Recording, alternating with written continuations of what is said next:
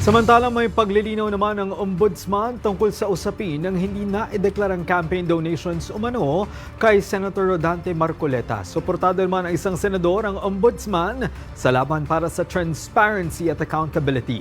Si Juan Antonio para sa 13 sa tanghali.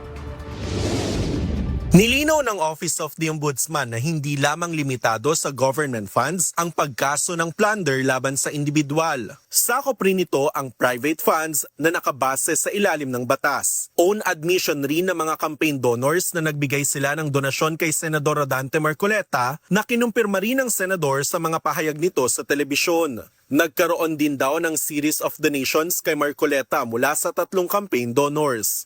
When you talk about plunder, it's a series of combination of acts. 3 pong transaction po yun na nagbigay. At admitado naman po yung mga donors na nagbigay naman din sila. No?